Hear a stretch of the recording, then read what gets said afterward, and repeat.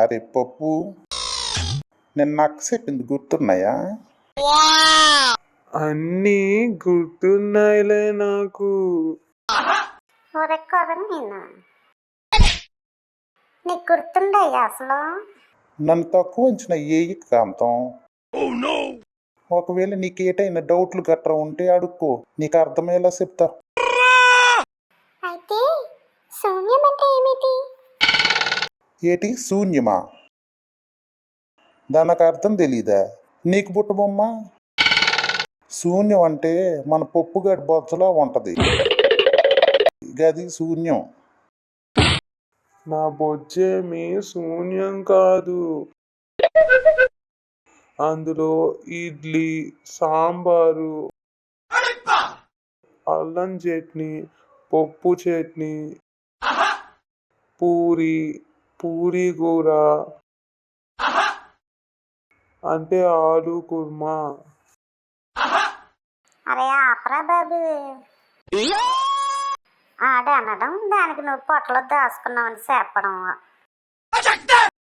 అసలు భూమిని ఆకాశాన్ని ఏరిసేసినట్టు మీరు ఎత్తండి వేరిసేసి దూరంగా కూర్చోబెట్టాలి. బల్లే బల్లే. అరే పప్పు, ఈరోజు మాది టమాటో పప్పు రే. అది తింటుంటే నాకు నీది గుర్తొచ్చింది తెలుసా? మీది టమాటా పప్పా?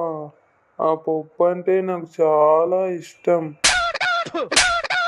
కానీ ఈరోజు మాది పప్పు చారు, అప్పడాలు. అప్పడాలా? అచ్చి, పప్పు సారుతో ఉప్పు సాపుకొని తింటే ఉంటది నా సామి రంగా 10 ఏళ్ళ వరకు అబ్బా నీయల గది. స్టాప్ ఎట్ కార్మైనో. పప్పుని ఎందుకు ఆట పట్టిస్తూ ఉంటావు? పప్పు వాళ్ళ ఇంట్లో నాన్ వెజ్ అస్సలు ముట్టుకోరు కదా.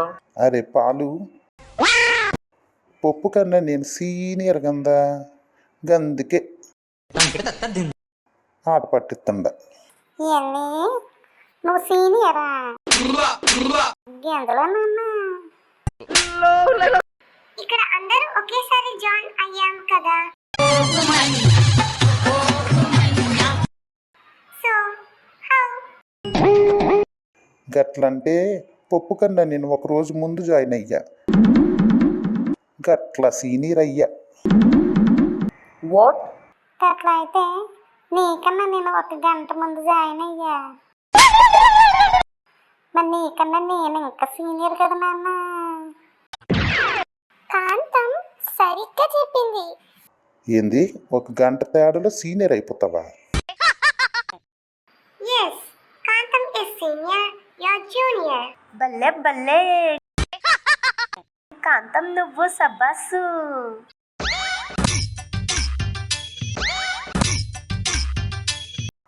అందరూ ఒకటైపోన్నారు. నేను ఒక్కనే ప్రతిపక్షంగా మిగిలిపోకముందే జూనియర్ అని ఒప్పేసుకుంటే మంచిది. సరే నేను జూనియరే అయితే ఏంది? ఒరే జూనియరు,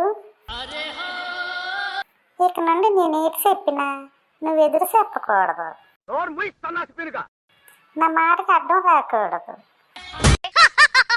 నా మాట శాసనం గుర్తెట్టుకో. గదెట్లా కాంతం? నేను ఒప్పుకోనుగా.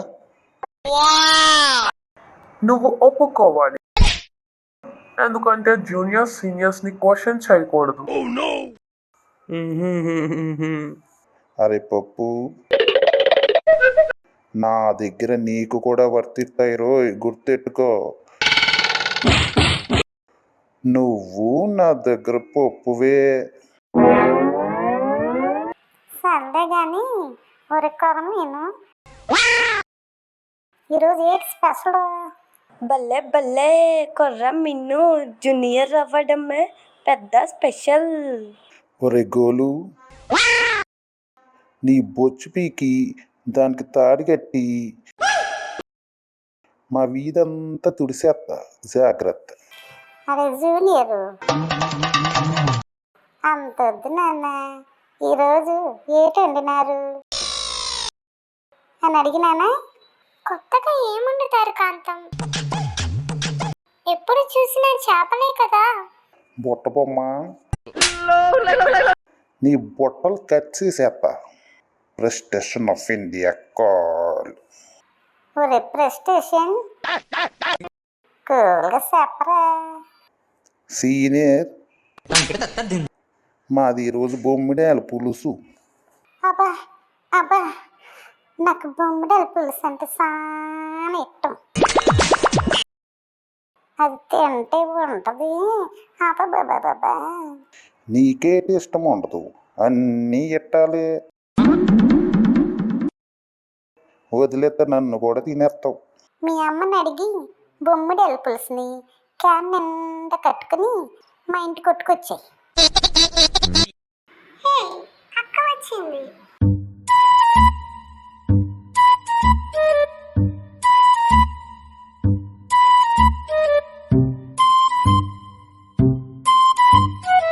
అమ్మయ్య, కాంతంతో నేను సరే అనకముందే అక్క వచ్చేసినది. నా పులుసు సేఫు. గుడ్ మార్నింగ్ బాలలు, అందరూ వచ్చారుగా. మరి ఈరోజు బాల బైబిల్ తెలుసుకుందామా?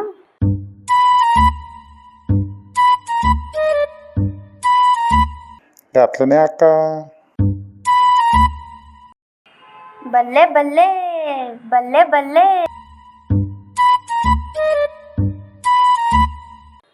దేవుడు 6వ నెలకు భూమి అని పేరు పెట్టెను, జలరాశికి ఆయన సముద్రములని పేరు పెట్టెను. అది మంచిదని దేవుడు చూచెను.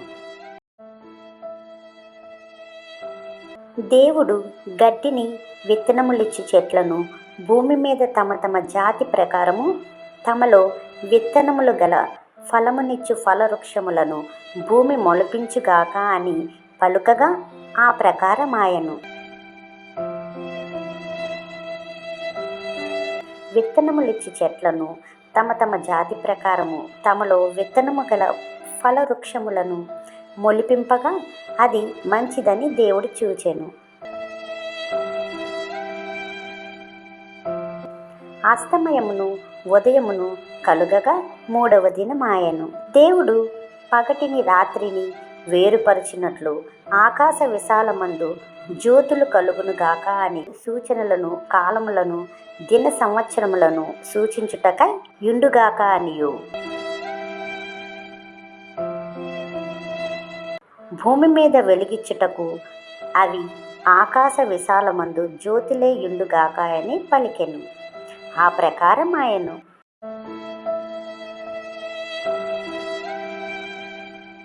దేవుడు ఆ 2 గొప్ప జ్యోతులను అనగా పగటిని ఏలుటకు పెద్ద జ్యోతిని, రాత్రిని ఏలుటకు చిన్న జ్యోతిని, నక్షత్రములను చేసెను.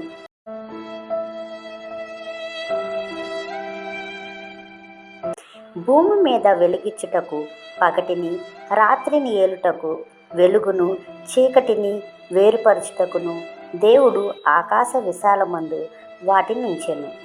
అది మంచిదని దేవుడు చూచెను.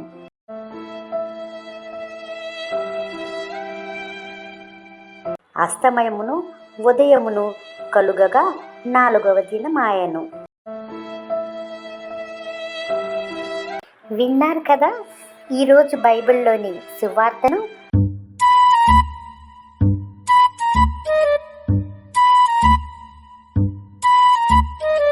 మరి మిగిలిన సువార్తను బాల బైబిల్లో రేపు చూద్దాం.